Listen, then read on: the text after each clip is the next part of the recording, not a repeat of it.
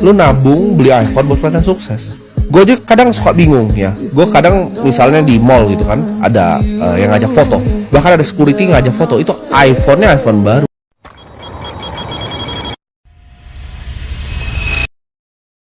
Trading itu cuan atau cuma ilusi? Banyak orang masuk dunia trading karena satu hal, yaitu uang. Ada yang pamer profit jutaan dalam sehari. Ada juga yang diam-diam kehilangan tabungan, bahkan sampai utang. Di media sosial, trading sering digambarkan sebagai jalan cepat menuju kebebasan finansial. Tapi di sisi lain, tidak sedikit yang menyebut trading tidak ada bedanya dengan judi. Lalu sebenarnya trading itu benar menghasilkan atau justru lebih banyak merugikan? Atau memang secara praktik banyak orang memperlakukannya seperti judi? Di video ini kita akan bahas trading secara jujur dari berbagai sisi, realita, data lapangan, pola pikir pelaku, sampai kesalahan paling umum yang membuat orang hancur di market.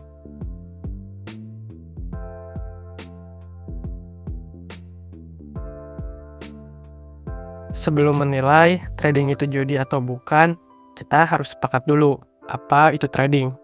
Trading secara sederhana adalah aktivitas membeli dan menjual aset seperti saham, forex, kripto, atau komoditas dengan tujuan mendapatkan keuntungan dari perubahan harga.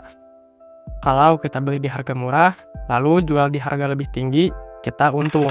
Tapi kalau kita beli mahal dan harga turun, kita rugi. Di atas kertas, trading adalah aktivitas ekonomi yang sah, digunakan oleh bank, perusahaan besar, hedge fund, dan institusi keuangan di seluruh dunia. Market ada bukan untuk judi, tapi untuk distribusi modal, lindungi nilai, dan investasi. Tapi masalahnya bukan di marketnya, tapi di cara manusia masuk ke dalamnya.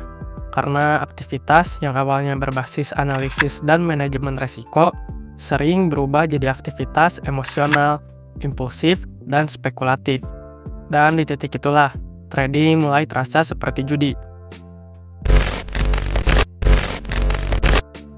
Nah, sekarang kita masuk ke pertanyaan yang paling umum. Trading itu benar bisa menghasilkan atau enggak? Jawabannya, iya, trading memang bisa menghasilkan. Dan faktanya, ada orang-orang yang konsisten hidup dari trading.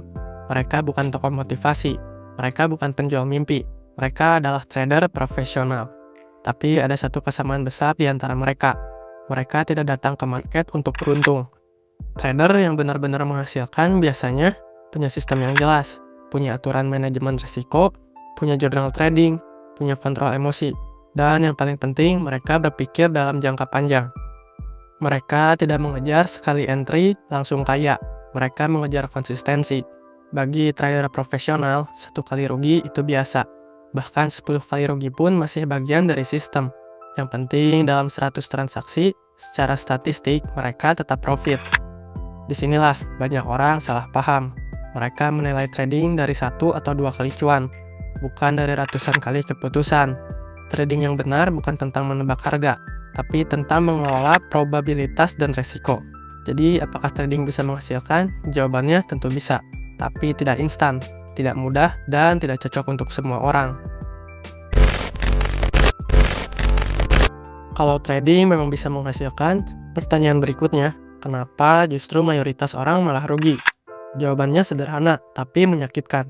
Karena mayoritas orang tidak datang sebagai trader. Mereka datang sebagai penjudi yang pakai istilah trading. Banyak orang masuk market tanpa ilmu, tanpa sistem, tanpa manajemen resiko, hanya modal nekat, modal ikut-ikutan, dan modal FOMO. Mereka beli karena orang lain juga beli. Mereka jual karena panik. Mereka tambah lot karena emosi. Mereka balas dendam ke market karena sakit hati. Dan yang paling berbahaya, mereka lebih fokus ke profit, bukan ke proses. Mereka itu hanya ingin hari ini setor, besok hidup dari trading. Padahal market tidak peduli harapan itu. Market tidak peduli kebutuhan itu. Market hanya bergerak sesuai mekanismenya sendiri. Di titik ini, trading kehilangan sifat profesionalnya. Tidak ada perencanaan, tidak ada batasan risiko, tidak ada evaluasi. Yang ada hanya harapan dan adrenalin.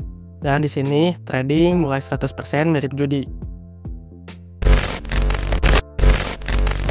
Lalu sekarang kita masuk ke inti.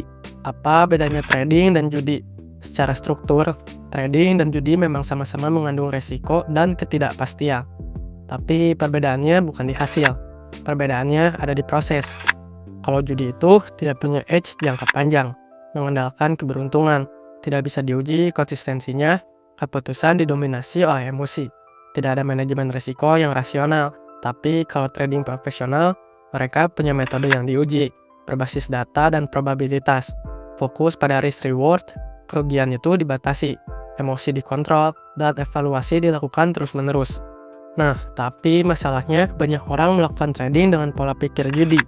Mereka tidak peduli win rate, tidak peduli risk, dan tidak peduli statistik. Yang mereka pedulikan cuma satu, entry, ini cuan atau enggak. Kalau cara berpikirmu seperti itu, maka walaupun kamu pakai chart, indikator, dan istilah teknikal, secara mental kamu sedang berjudi. Trading bukan untuk semua orang. Trading cocok untuk orang yang sabar, suka proses, tahan rugi, rasional, disiplin, dan bisa mengendalikan ego. Trading tidak cocok untuk orang yang ingin cepat kaya, mudah FOMO, tidak bisa melihat minus, emosional, tidak mau belajar statistik dan resiko. Di dunia trading, skill terpenting bukan analisis. Skill terpenting adalah mengendalikan diri. Karena musuh terbesar di trader ini bukan market, tapi dirinya sendiri. Jadi, apakah trading itu menghasilkan, merugikan, atau sama saja dengan judi? Jawaban paling jujurnya adalah, trading adalah alat. Dia bisa menjadi sumber penghasilan. Dia bisa menjadi mesin penghancur keuangan, dan dia bisa dirubah menjadi judi, tergantung siapa yang memegangnya. Market tidak menjanjikan apa-apa. Yang menentukan hasil akhirnya adalah cara berpikir, cara bertindak, dan cara mengelola resiko. Kalau kamu datang dengan mental cepat kaya, trading akan terasa seperti judi. Kalau kamu datang dengan mental profesional, trading akan terasa seperti bisnis. Dan seperti bisnis pada umumnya, tidak semua orang cocok, dan tidak ada jalan pintas.